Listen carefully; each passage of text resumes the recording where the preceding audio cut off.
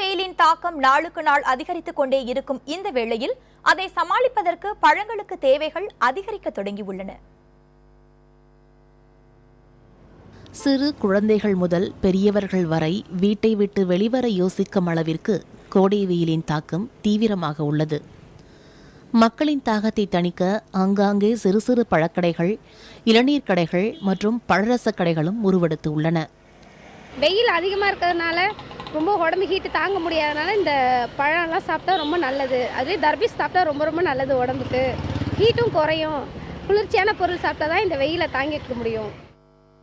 இந்த சீசனில் வெயில் அதிகமாக இருக்கனால எங்கிட்ட வெளியில் அந்த வெயிலில் போக முடியல, வர முடியல. அப்படியே வெளியில் போனாலும் தண்ணி தாகம் அதிகமாக இருக்குது. அதனால இந்த மாதிரி ரோட்டோரத்தில் இருக்கிற பழங்கள், இந்த மாதிரி குளிர்ச்சியான சாப்பிட்டா உடம்புக்கு ரொம்ப நல்லதாக இருக்குது. டாக்டருங்களும் அதான் சொல்கிறாங்க.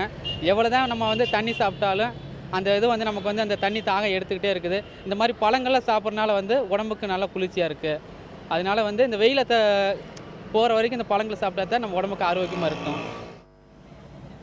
கோடை காலத்தில் மட்டும் காணக்கூடியதும் எளிதில் கிடைக்கக்கூடியதுமாய் உள்ள சில பழங்களை வைத்தே இந்த சிறு வியாபாரிகள் தங்களது தொழிலை நடத்தி வருகின்றனர்.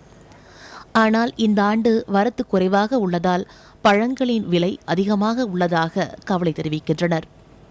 இந்த வருஷம் நாங்கள் 10 வருஷமாக வியாபாரம் பண்ணிருக்கிறோம். ஆனாலும் இந்த வாட்டி விலைவாசி ஜாஸ்தியாக இருக்குது. தர்பீஸால எல்லாம் தண்ணி தாகிறதுனால இந்த 2 மாதம் வியாபாரம் தான் எங்களுக்கு இந்த 10 வருஷம் முதல்ல. இப்போ இந்த வருஷம் ரொம்ப வியாபாரம் ஜாஸ்தியாக விலைவாசி அதிகமாக இருக்குது. எல்லாம் சாப்பிட்டு போகணும். இந்த சின்ன பீஸாக போட்டால் சின்ன பீஸாக இருக்குதுன்றாங்க. தர்பீஸ் விலை ஜாஸ்தி தெரிய மாட்டேங்குது. ஆனால் தண்ணி தாகத்துக்கு இது மோர், ஜூஸு எல்லாம் இந்த பக்கம் போகிறவங்களாம் எல்லாம் சாப்பிட்டா தான். இதில் பிரச்சனை வேறு, போலீஸ்காரங்க வேறு வைக்கக்கூடாது அப்படின்னு சொல்லி எங்களை இது பண்ணுறாங்க. வெயில் ரொம்ப அதிகமாக தான் இருக்குது. ஆனால் வியாபாரம்லாம் அவ்வளோ இதாக பிக்கப்பாக இல்லை. ஆனால் வெயில் நிற்க முடியாத வெயில் தான். இன்னும் தர்பீஸு நல்லா ஓடுன்னு பார்த்தா இந்த வாட்டி அவ்வளோ ஏன்னா காயும் சரியாக வரல, ஸ்வீட்டும் அவ்வளோ இல்லைன்னு சொல்லிட்டு சாப்பிட்றாங்க. ஆனால் இந்த வெயிலுக்கு ஒதுங்கி சாப்பிட்றாங்க. இருந்தாலும் அவ்வளோ வியாபாரம்லாம் கிடையாது.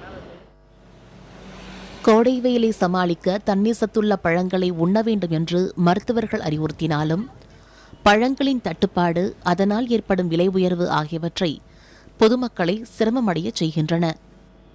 இயற்கை ஏற்றுக்கிட்டு நம்மளால் வாழ முடியாது.